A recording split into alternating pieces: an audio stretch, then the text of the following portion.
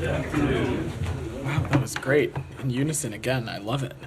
I have one very brief thing off the top, and then I'm happy to dive into your questions. So, as many of you are tracking, Secretary Blinken is in Kyiv today. He just completed delivering remarks at Kyiv's Sikorsky Polytechnic University. There, he shared a very clear message to our partners in Ukraine that they are not alone. In fact, the United States has been by Ukraine's side from day one, and we will remain by Ukraine's side until its security, sovereignty, and ability to choose its own path is guaranteed. About 1 year ago, the Secretary spoke in Helsinki, and I know some of you were on that trip, about how Putin's aggression against Ukraine has proven to be a strategic failure for Russia. Today, he is back in Kyiv and spoke about Ukraine's strategic success. The Secretary outlined how we are working together with Ukraine and a wide network of partners.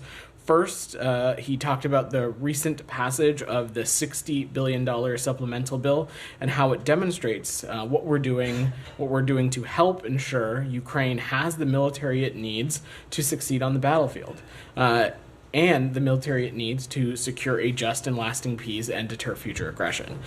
Second, he talked about what we're doing to ensure Ukraine's economy not only survives but thrives. And finally, he discussed how we're helping the Ukrainian people realize their democratic aspirations. For decades, Putin has caused unspeakable grief for the people of Ukraine.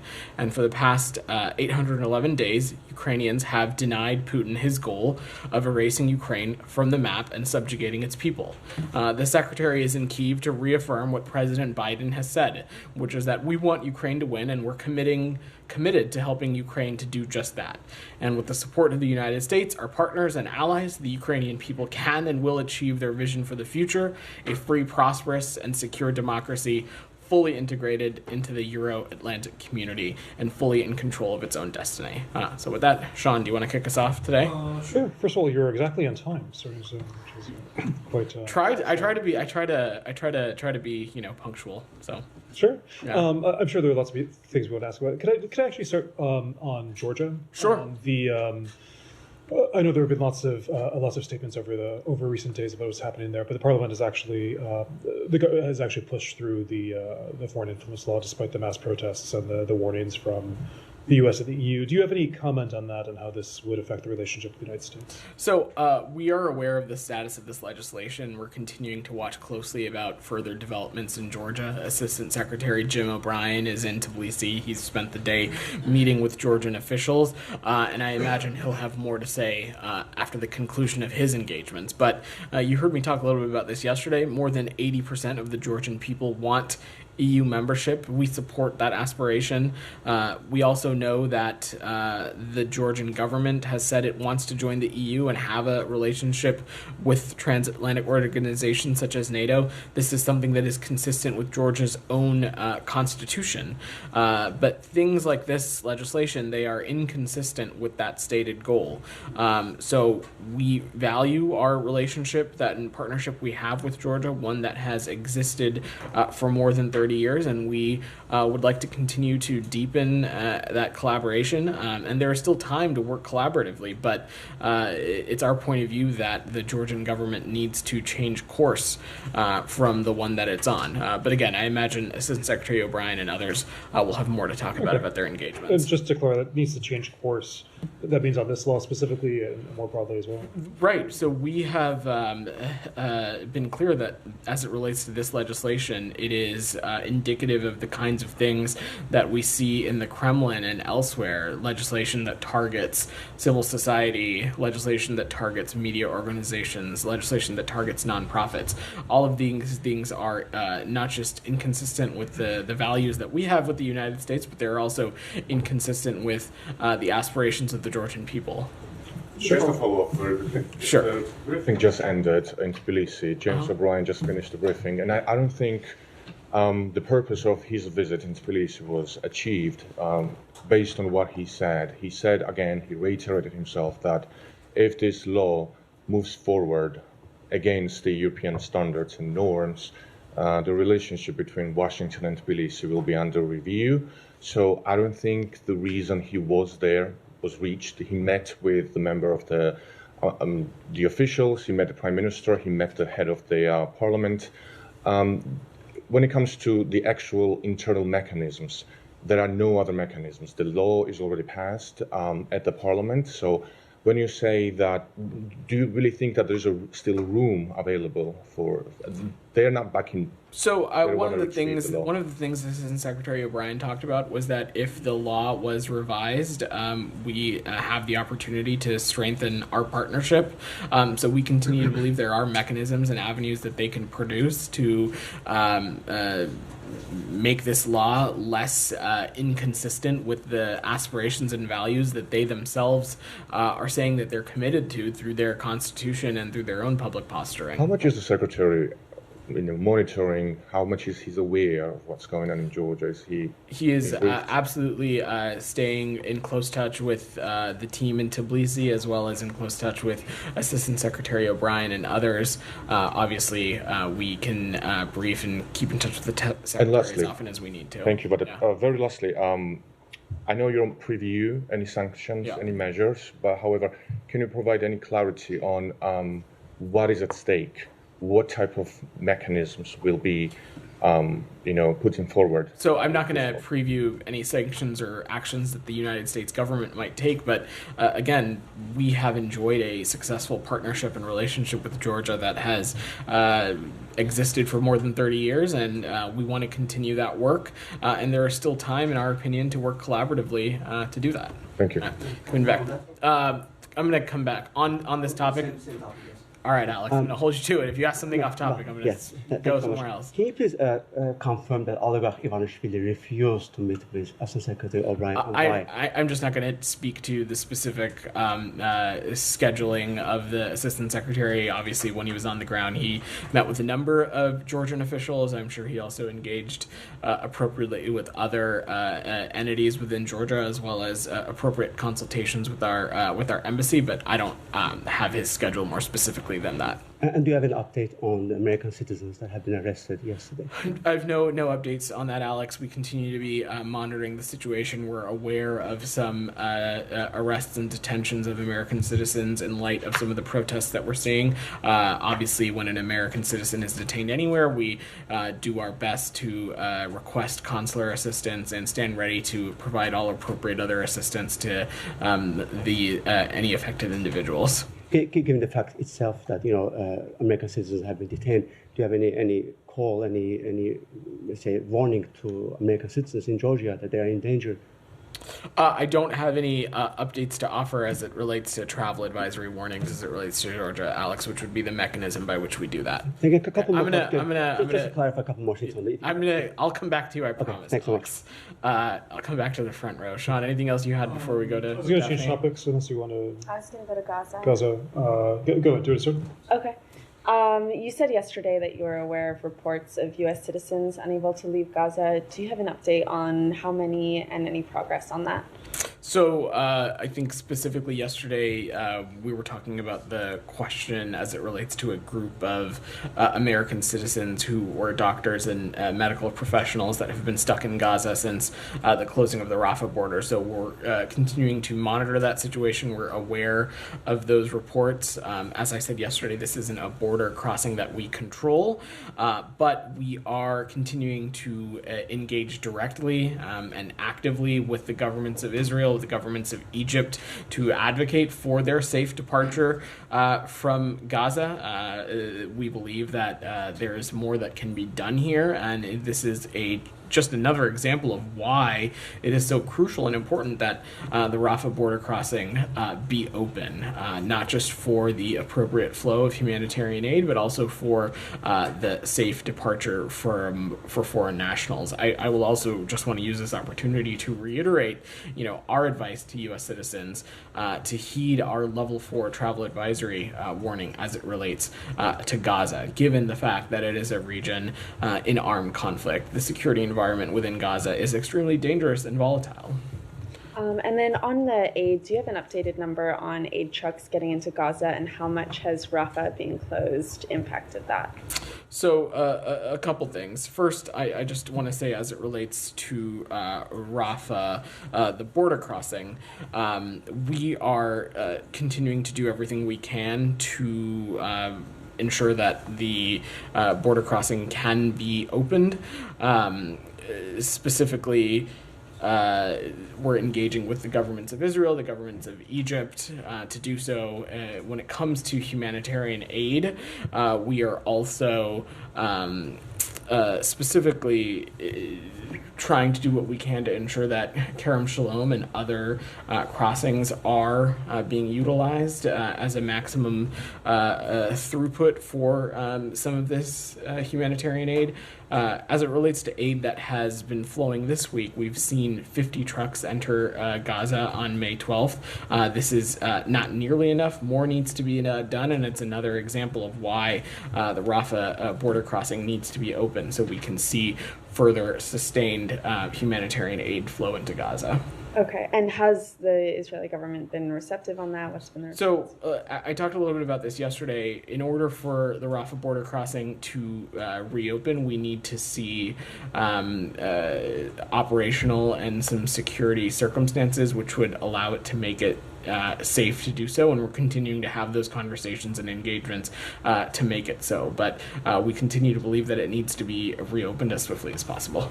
And then has the U.S. finalized a deal with the UN to distribute the aid from the pier in Gaza? And where in Gaza will the UN take possession of the aid? So as it relates to any role that the UN might play, I'd let my colleagues at the United Nations speak to that, and on the operational status of the JLOTs or the pier, I'll just let my Department of Defense colleagues speak to some of the operational updates. So you can't say if a deal's been reached. I don't have any updates for you on that.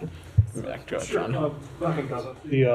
Still in Gaza. The Qatari Prime Minister today, I'm sure you saw his comments, but he was quite downbeat on the prospects for further negotiations and was blaming Israeli actions and words going to Rafah. I mean, do you still believe that talks are possible? Do you think is diplomacy ongoing on this? So we continue to believe that a hostage deal is the best way to save the lives of the hostages, avoid a full-scale military operation where more than 1 million people are sheltering. And despite reports of the contrary, talks continue to be ongoing. And we're continuing to do everything we can to focus on getting these conversations done. Look, to take a step back, we've long said that a ceasefire that is coupled with a deal to release all hostages, one that is coupled with the additional flow of humanitarian aid, is something that can help create the space for additional diplomacy in the region. And when you say talks are ongoing, does that mean like in virtual form or? I'm just not going to speak to the specifics. Yeah. Could I ask you one other thing about Gaza? Sure. There's some attention yesterday's statements by the Deputy Secretary regarding Israel. He was speaking in Florida, Kurt Campbell, saying that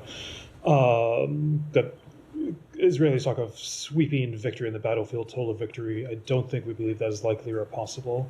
Now, the day before, Secretary Blinken, he said on one of the talk shows that that it's perhaps not possible for Israel to eliminate all of Hamas.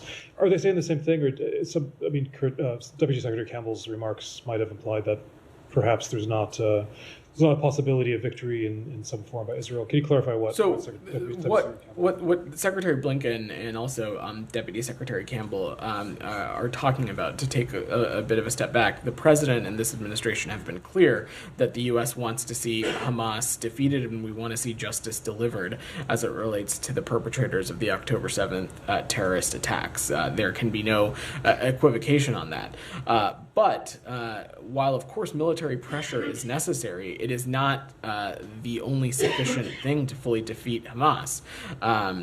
If Israel's efforts are not accompanied by a political plan for the future of Gaza, for the future of the Palestinian people, the terrorists will keep coming back, and Israel will continue to remain under threat, and we will continue to find ourselves in this continued cycle of violence. So what the secretary, the deputy secretary are talking about how Israel has a responsibility to connect their military operation to a clear strategic endgame about a holistic, integrated strategy to ensure the lasting defeat of Hamas and for a better alternative future for Gaza, one that is consistent with the principles that the secretary laid out in Tokyo. We're talking about things like a Gaza reunited under the Palestinian Authority, a Gaza that is not under the control of Hamas and can no longer be a springboard for terrorism against the Israeli people. And we are talking about a region that, in our hope, has a negotiated two-state solution that is reflective of the will of the Israeli and Palestinian people. That's what we're talking about here. I've some things on other topics, but I imagine. Sure, I'll work the room. Said, go ahead. Thank you, Bidan. Here I have a copy of my newspaper exactly 20 years ago, the 13th of May, 2004. And in it, I have my full interview with the then National Security Advisor, Condoleezza Rice, in which she says, maybe by next May 2005, we'll have a Palestinian state. And, the irony is I was probably here that day asking Richard Boucher about it later on. And the irony is, had the United States, kept come through on its promises, we would not have October 7, we would not have any of the dozen wars that Said, Israel has waged. are you Let me trying to finish. imply that Israel had waged on the Palestinians? And I'm asking you, do you ever exercise introspection?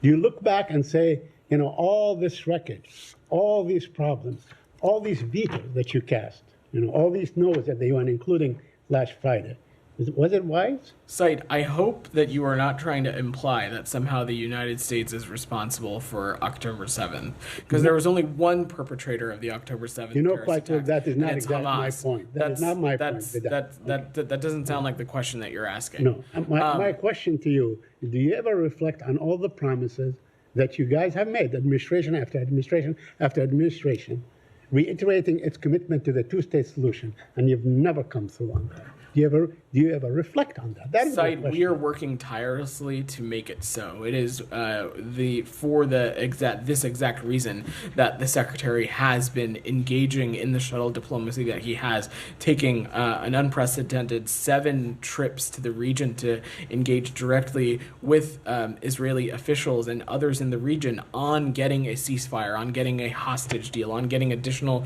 humanitarian aid, so we can get to a place where the conditions are created for some additional diplomacy to happen, to get us to a two-state solution, to get us a region that is reflective of the principles that the secretary laid out in Tokyo, to get us to a region that is not caught up in this same cycle of violence. Mm-hmm. Well, let me ask you a couple more questions, if you allow me. Yesterday you talked about human shields and how Hamas embeds itself and so on. Well, there's a report today or yesterday on how how Israel, the Israeli occupation army, used Palestinian teenagers as a human shield. I wonder if you're aware of the report and if you have any comment on that. So I've seen those reports, Said, and we're looking into these as well as other allegations. And you've heard me state repeatedly, and you've heard Matt and the secretary say it also, Israel and any country has an obligation to thoroughly investigate credible allegations of violations of international humanitarian law. I don't have any other updates on this specifically, though. Yeah, and lastly, yesterday somebody said something about the number of Palestinians dead and so on, and the United Nations came out and corrected that. I hope that you're aware of this report. So I've seen that, Said, and I will just echo what you heard me say yesterday, that the bigger issue here is that thousands of innocent civilians have been killed. Any number above 0 is heartbreaking, it's tragic, and it is reflective of more needing to be done to mitigate civilian harm. Nadia, go ahead.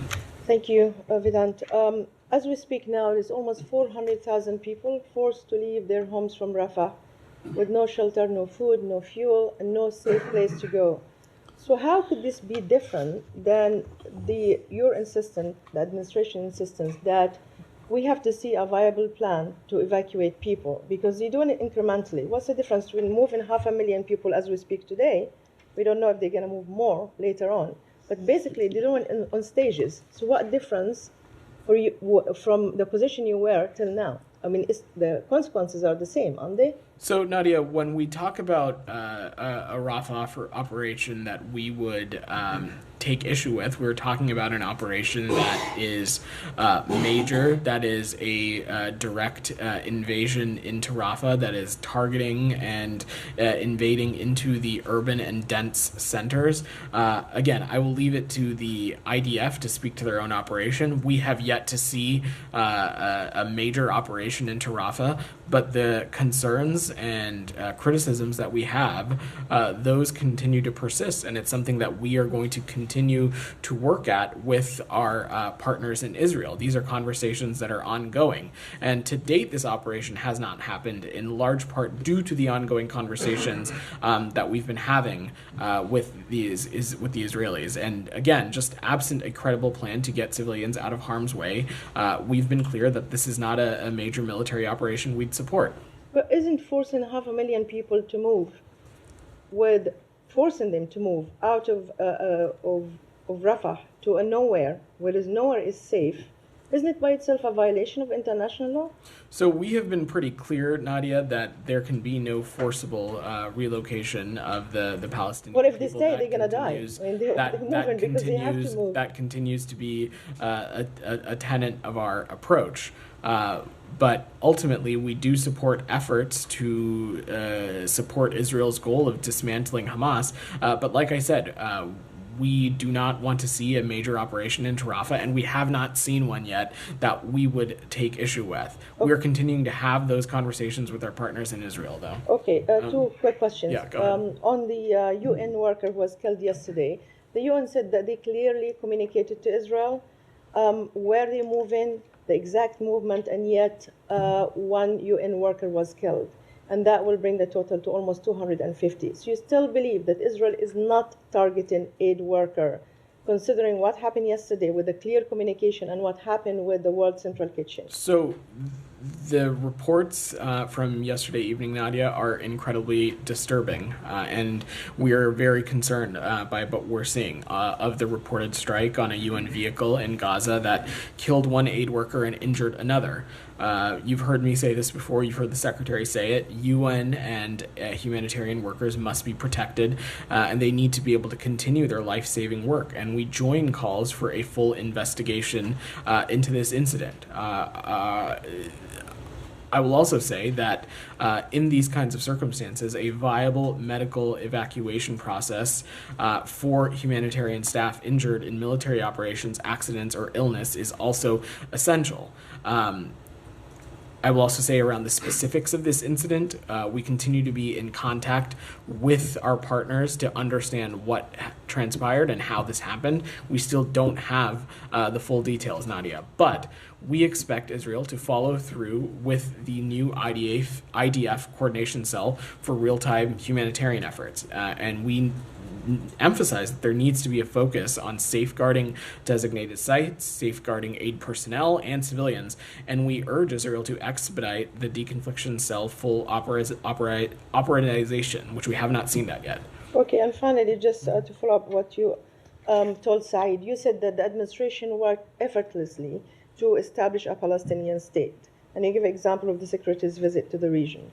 We are working. This is something we are towards that. working towards. Sure, It's something that working we towards remain that. deeply focused on, and has been something that I know is a goal of this secretary's and a goal of this president's. I haven't answered my question Yeah. yet. So can you tell us before October 7, what exactly the administration did to make sure that the two-state solution is viable and they're working on it?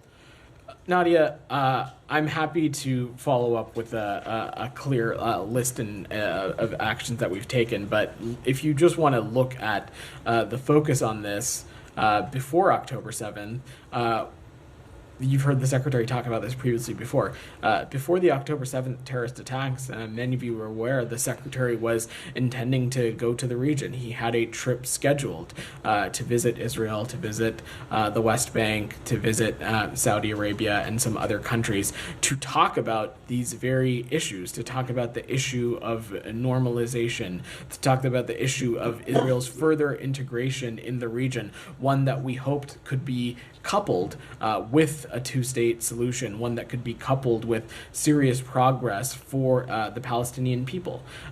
Obviously, this brutal terrorist attack by Hamas on the Israeli people derailed some of those efforts in the immediate term. But that is something we continue to remain focused on, and that is why you saw the secretary almost 6 months ago in Tokyo lay out some clear principles of what the day after this conflict needs to look like and what we expect to see from our partners in Israel, from our partners in the Palestinian Authority, and other partners in the region. Yeah. Okay. Go ahead, DR. Actually, hold up, DR, before anything else on Gaza before we go away? Go ahead in the back. Would the United States consider an all-out attack on Rafah as being a strategic error by Israel? We would. We have not been. We have not parsed our words on the fact that a major ground operation into Rafah, one that does not address serious concerns of humanitarian aid, the serious concerns of more than 1 million people seeking refuge, and now we are seeing potential complications of the safe departure of foreign nationals. A plan that does not address these things, we would take serious concern with. But yet, we have yet to see any kind of major operation into Rafah. And we have Israeli politicians saying that they want to see Gaza being erased off the map. We have Israeli politicians saying that they're going to move back in and recolonize Gaza with the people of Gaza or not. Do you hear any echoes on that from language that you've used about other conflicts from that platform? So we have been pretty clear that that kind of rhetoric has really no place in the discourse as we talk about this region of the world. I will also say that some of those things, they are inconsistent with what our viewpoints and beliefs are for the day after this conflict. We are not for a reoccupation of Gaza by Israel. Ultimately, what we want to see is a Gaza that is reunited under the Palestinian Authority, a Gaza where Hamas is no longer a threat to the Israeli people, and a Gaza that can no longer be a springboard for terrorism. And that is what we are working towards. Rhetoric is simply that. It's rhetoric.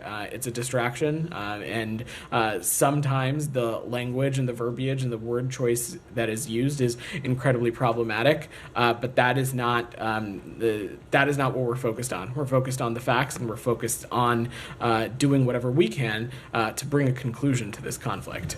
Go ahead. Yeah, thank you, John. In light of President Biden's decision last week to halt needed munitions to Israel, what are President Biden's reasons for criticizing Israel, our most important ally in the Middle East, for their use of munitions in their war with Hamas in Gaza, but not criticizing Ukraine for their use of munitions in their war with Russia? And a couple of quick follow-ups. I'm sorry, I didn't fully understand that. What exactly are you asking? The issue is dealing with Hamas and Iran as a greatest threat, and I just was wanting to know about the concern that many people have about the criticism of Israel. So it is fully legitimate for the United States to be concerned about the use of certain security assets of ours in an urban and dense setting. It's as simple as that. That does not mean we do not support efforts to defeat Hamas. That does not mean we don't want to see Hamas being held accountable. But in the midst of all that, we also believe strongly that every step possible needs to be taken to minimize civilian casualties, and it is fully reasonable for the United States to feel strongly, and you heard me talk about this before, you heard the National Security Advisor say it yesterday, have concerns about certain security systems being used in dense and urban settings. And I will just say again that there is no comparison between Hamas and the security forces of Ukraine, and to even try and make that comparison is unacceptable. I will also just say that the government of Ukraine, the security forces of Ukraine, did not commit or unleash a terrorist attack on Russian forces. Okay, a couple of quick follow-ups.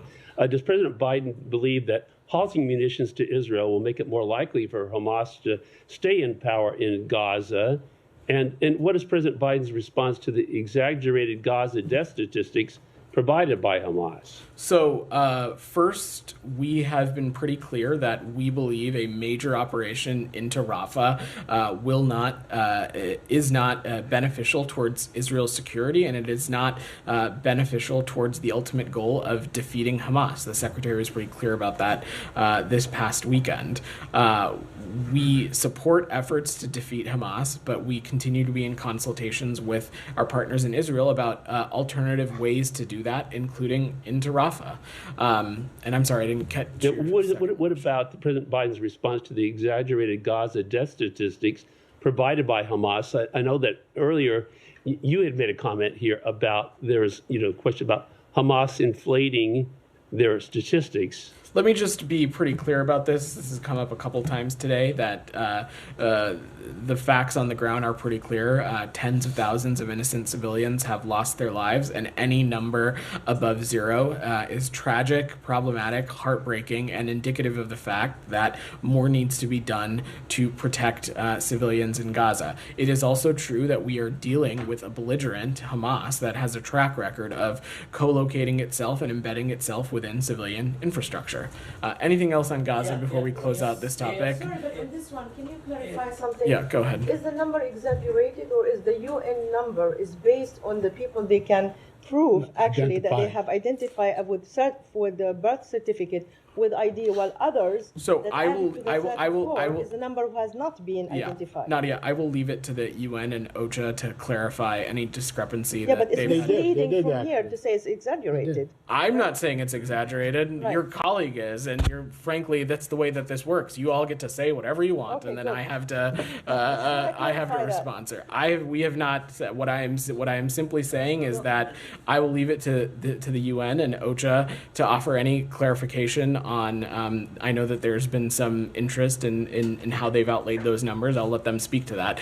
What I can say, and I will just use this opportunity to reiterate it again, is that we've seen tens of thousands of civilians lose their lives, and that is unacceptable. That any number above zero is heartbreaking. We're talking about women, we're talking about children, and even those who have not lost their lives. Many are starving, living in impoverished conditions. It's unacceptable. Victor, go ahead. You said we're working on the two-state solution. Can you elaborate? In another word, do you have a plan for it, or do you intend to introduce a plan? If not, why not? This is something that we're working around the clock. We, first and foremost, are trying to get a conclusion to this conflict. We're trying to get a ceasefire, one that is rooted in the release of hostages and one that is rooted in the increase of additional humanitarian assistance, one that we hope can create the condition for further diplomacy. We're also continue to have conversations about other things like the integration of Israel, the further integration of Israel in the Middle East, that we think can help and further contribute to our ultimate goal of a two-state solution. But I'm not going to get ahead of that process. You mean your plan? You're working on your plan or their plan?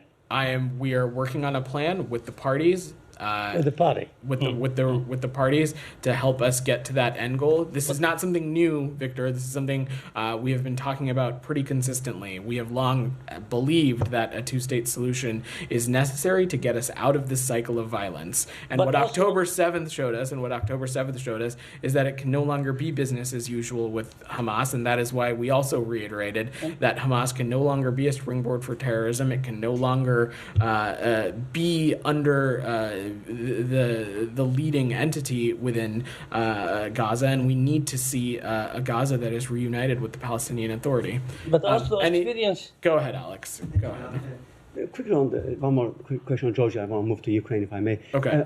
A message to protesters. We have heard from European allies. They all said, multiple statements actually came out, said that we hear you, we stand with you. Is there anything that prevents you from saying the same? So, Alex, again, when it comes to protests, we certainly believe in people's ability and their right to free speech and their right to self-expression. As it relates to this particular scenario, again, there's a limit to what I can say given privacy considerations. We're aware of the media reports of some U.S. citizens being detained in Tbilisi, but that's all I have for you. But the protesters, do they have your back? I don't have any. Again, Alex, I'm not going to get into the specifics of detentions. I understand that this is something you are quite passionate about, but we're talking about a consular issue at the end of the day, and so there is a limit to what I can get into given privacy concerns. Fair enough. On Ukraine, thank you for the readout on Secretary's trip, with the caveat that the trip still continues. Right. Is it fair to expect any announcement from the Secretary when it comes to material support? Well, don't get me wrong, the speech was powerful. He spoke about everything about the past tense, future tense, but President Zelensky actually said that Kharkiv urgently needs 2 Patriots to protect its citizens. Did the Secretary go all the way there empty-handed? So I think, as you so noted, Alex, the trip is not concluded yet, and so I'm just not going to get ahead of the Secretary or the process here. And I have one more, if I may. You can take it from me if you want. It's about Kakhovka Dam. The Secretary made a speech, and he mentioned Russia, that as caused the damage. I remember we have discussed that since last year, and this is the largest man-made disaster. I think you guys had your own investigation. The fact the Secretary finally mentioned that Russia made this damage, is it a conclusion of the investigation, or how can we? I would not interpret the Secretary's comments as offering an assessment on the investigatory process. I mean, what we're talking about here, Alex, is the fact that Russia has infringed on Ukrainian territorial integrity and sovereignty. That much of this, all of this, is Russia's doing. Their sheer existence and presence in Ukraine is the cause of some of this heartbreaking damage and destruction that we're seeing. But continuing to support our partners in Ukraine, including to support some of these kinds of critical infrastructure projects, we believe are feed into some of these key tenets that the Secretary talked about, ensuring that we can support and revitalize not just Ukraine's economy, but also support it democratically as well. I'm DR, asking go because the ahead. European Parliament... I've gotten you like 4 questions. Clarify. Go ahead, Just DR. finally. Go ahead, DR. Thank you. And today my question is a bit long, but I will try to give you a clear image. Today it's a bit long? The question is a bit long, yeah. A question on Rojava, northern Syria. After years of occupation of Afrin by Turkey and Turkish-backed Syrian National Army SNA factions, the human rights situation in Afrin is deteriorating further. A new report published today and submitted to the UN Commission of Inquiry on Syria by Ceasefire Center and Yasa Kurdish Center. The report finds that the continuation of cutting down olive trees and burning all of the fields, illegal settlement and demographic change, destruction of cultural heritage, violation of housing, land and property rights, kidnapping for ransom, and last but not least, in Afrin, much of the civilians population, the Kurdish population in particular, lives in a constant state of fear due to the threat of the violence. My question is that what's the U.S. State Department reaction to these violations and demographic change, and what actions this building has taken to make those groups responsible for their actions and atrocities? So we believe that the rights of all Syrians should be respected, and we urge continued respect for international law, applicable legal protections, and the protection of vulnerable communities. We also encourage all parties to act in a manner that promotes peaceful coexistence and respect for human rights, and will continue to shine light on human rights violations and abuses throughout Syria. We also want to promote accountability for those responsible. And have you ever reached to your Turkish partners on that issue? Our partners in Turkey are important key NATO allies, and we talk to them about varying issues all the time. I'm not going to get more specific than that. Go ahead. Thank you so much. It's a whole different region. It's Mexico. The Mexican government has opened a criminal case against one of Mexico's most important anti-corruption crusaders. Her name is Maria Amparo Casar. Her organization has received several U.S. government grants to fight impunity in Mexico.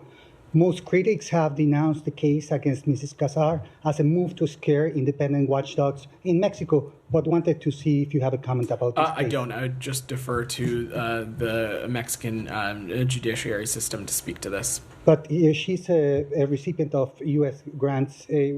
Should the U.S. government stand by her? That's nice that she's a recipient of U.S. grants. I just don't know anything about this case, and so I will defer to the Mexican judiciary system. Can we follow up, because it's something that should be interested of the U.S.? I ultimately will defer to the Mexican government on this. Go ahead. Thank you. The Christian Alliance has filed a lawsuit with the Federal Court of Iraq. The lawsuit aims to address demands for the recognition and inclusion of these communities, including their right to special seats under the quota system in the upcoming Kurdistan region parliamentary elections. My question is, does the State Department support the participation of all parties in the forthcoming local elections in the Kurdistan? So we continue to support holding free, transparent, and timely elections. As a matter of principle, we encourage broad participation in democratic processes reflective of the region's diverse communities. Saw some hands up here. Go ahead. Yeah, I'll be back on Gaza again. Outspoken sportsman and also Jack Sullivan said that yesterday happenings in Gaza is not genocide. Let me read United Nations genocide definition in Geneva Genocide Convention.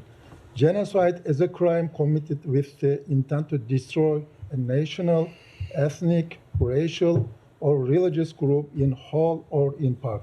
According to the definition of UN genocide and reports, happenings seems as a genocide. How could United Nations reports and international society convince you about genocide? Because until now, 15,000 babies and children killed in Gaza. So I will echo what the Secretary, myself, Matt, National Security Advisor Sullivan has said. We continue to believe that we are not seeing genocide in Gaza. And I talked a little bit about this on Monday as it relates to the National Security Memorandum, so I will echo again. We have not seen any direct indication of Israel intentionally targeting civilians. What we are talking about, though, is more steps can be done to further mitigate civilian harm. And as I said on Monday, it's reasonable to assess that there have been instances in which Israel has not met its obligation of international humanitarian law, and more needs to be done there. And we will continue to assess those matters through the tools that we have at our disposal. But we have not seen efforts or any indication of intentionally targeting civilians. I will follow up because you will say that you will wait international law decision. But there's a different example. 2 years ago, this is CNN News, the Biden called genocide for Russia after 2 months of start of the war. What is differences? I talked a little bit about. Do you think this is the contradictions for the United States? It's not a contradiction. We're talking about two very different circumstances. We're talking about very different entities and interlocutors in this. Let's just. I spoke a little bit about this yesterday, but I'm happy to reiterate it again.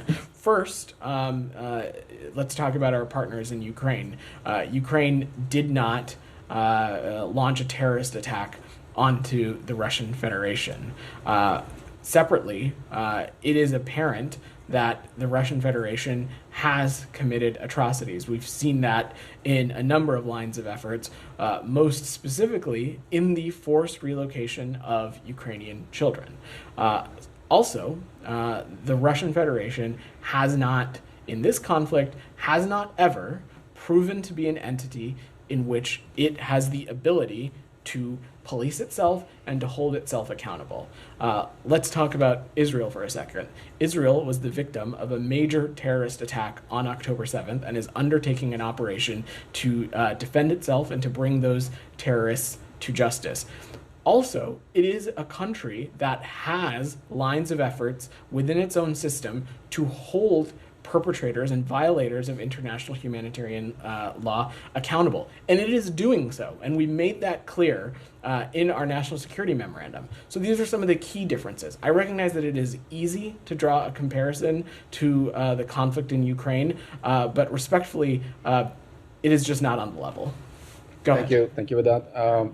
Pakistani and US officials have held their latest talks in Washington on how to expand cooperation in tackling the threat of terrorism posed to regional security. Can you provide some details of these meetings? So we confirmed with Pakistan today our bilateral intention to increase our capacity to meet emerging threats, specifically to increase communication on terrorism, specifically terrorism trends and movements of concern in a way that is not just actionable within Pakistan, but also an area that is actionable between our two countries. We also agreed about preventing and deterring terrorist groups and the work can that be done done in that place, such as counter IED investigations, technical assistance at Pakistan's western border, and other issues. Yesterday, a missile fired by a drone struck a house in a former stronghold of the Pakistani Taliban along with the Afghan border. Would you confirm or deny if that So drone I strike? don't have anything for you that I defer you to my colleagues at the Pentagon. So one last question. Sure. Iranian traders smuggle more than $1 billion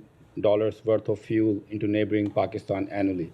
Is it a concern that how black market earning billions of dollars in that region? So all Iran sanctions remain in effect, and we advise anyone considering business deals with Iran to be aware of the potential risks. You've had your hand up. Go ahead. Yeah. Notice. Can you confirm that the State Department did not have any personnel on the ground in Gaza for the development of the NSM-20 report? And then as a follow-up, if that's the case, can you name what NGOs, government entities, are actually collecting the information that the administration made their assessment off of, and what the confidence level is in them? So we do not have personnel on the ground in Gaza. I can certainly confirm that. I don't have a list for you of the NGOs and media organizations and civil society actors that feed into this process, but those are the kinds of entities that do when it comes to assessing and looking into these kinds of things through the various processes and tools that we have, whether it be the National Security Memorandum, whether it be Leahy, whether it be CHURG, whether it be the Conventional Arms Transfer Policy, end-use monitoring, all of those things. We work collaboratively with our embassies, our consulates in countries where we have consulates as well, civil society, media organizations, all of those things feed into that process. So, a follow-up if I can. Since you don't have personnel on the ground in Gaza, then are you at all, or is the administration at all concerned about the dissonance between the NGOs that are actually providing the information, saying that these things are in crisis and do violate law, versus what the report has concluded? So the fact that we don't have people on the ground in Gaza is one of the reasons why that, coupled with the fact that we are dealing with a very dense and complex warfare setting and a belligerent that has co-located itself with civilians and civilian infrastructure, is why we have not made a conclusive assessment in the National Security Memorandum, and rather just believe it to be reasonable that there have been instances in which Israel's obligation for international humanitarian law has not been met. So confidence in those sources is low then? The confidence in those sources is adjudicated through those processes, and those processes then output into the various tools that we have. I'm not going to paint a broad brushstroke about whether every single source is accurate or confident or not. That's certainly not the case, but that is why we have a process for these things, for people to report, input things that they see, that they have concern, and then we have these various processes, including this newly National Security Memorandum, to look into these various issues. Go ahead. Thank you. The new president of North Macedonia refuses to honor the Prespa agreement and to use the new name of the country. As you know, President Biden has signed an executive order which lists the obstruction of the Prespa agreement as a sanctionable offense. Can you please clarify whether the rhetoric of elected officials who refuse to use the proper name of the country meets the threshold for the sanctions that are listed in this executive order? So we're firmly committed to the Prespa Agreement and North Macedonia's Euro-Atlantic integration. A new government is formed and a prime minister selected. As a new government is formed and a prime minister selected, we will continue to reinforce the importance of adherence to international agreements and the benefits of full membership in the European Union. Sean, I saw your hand go up. Go ahead. Sure. Can I go to Africa? Sure. Two things. Niger. The junta's prime minister gave an interview to the Washington Post in which he blamed a visit by Assistant Secretary Fee for the for the decision to boot out U.S. troops, saying that she made threats about Niger's relationship with Iran and Russia and called that unacceptable. Do you dispute the characterization of this? Do you have any comment? So I'm not going to get into the specifics of our diplomatic deliberative conversations, Sean, but what I can say is that the CNSP was presented with a choice based on mutual interest about whether it wished to continue its security partnership with us, a a choice that was rooted in our belief of democratic principles and what was in our national security interest. And this message that was conveyed, it was a coordinated U.S. government position, and it was in response to very valid concerns about the unfolding situation in Niger. And after discussions with the CNSP about our concerns and its own, we have not been able to come to an understanding that would allow the United States to maintain its military presence in Niger. And we're currently working with the CNSP to withdraw U.S. forces in an orderly and responsible fashion. Do you have a timeline for that, or are there any U.S. visits? I don't have any visits to preview at this time, but I imagine these conversations are going to be ongoing. Okay, unless anybody else has more in Niger, could I ask about Tunisia? Sure. There's been a crackdown on lawyers and the Bar Association in response. Some see this as a further crushing of dissent under President Said. Does the U.S. have any comment on what's happening with the lawyers in Tunisia? So I've seen those reports that Tunisian government entities have entered the office of the Tunisian Bar Association and arrested a number of prominent media figures and detained civil society representatives in recent days. We're engaging directly with the Tunisian government at all levels in support of human rights, including the freedom of expression. I will say that this kind of action is inconsistent with what we think are universal rights that are explicitly guaranteed in the Tunisian constitution, and we've been clear about that at all levels. Go ahead in the back. Yeah. Can I just clarify? Given what the ICJ has said and a number of international organizations have said about genocide, referring to the question earlier, is it the US position that Israel can't be committing genocide because of what happened on October the 7th? That is not what I have said or any official in the US government has said. What I am saying is that we have not assessed the situation in Gaza to be genocide. Go ahead. Russian President Putin will visit China later this week. To be his first foreign trip as new term as a president. So what do you expect? Are you concerned China-Russian tie will be much closer? Or not? So I've seen those reports, and if China purports to want good relations with Europe and other countries, it cannot continue to fuel the biggest threat to European security, and that is Russia's aggression on Ukraine. The importance of this is not just a U.S. position, but it's also been clearly communicated from our partners in the G7 to our partners in NATO and from the EU. If the PRC were to end its support for Russia, Russia would struggle to sustain its war efforts against Ukraine. And no country should give Putin a platform to promote his war of aggression against Ukraine. We cannot return to business as usual or turn a blind eye to the clear violations of international law that Russia has committed. All right. Thanks, everybody. Thank you.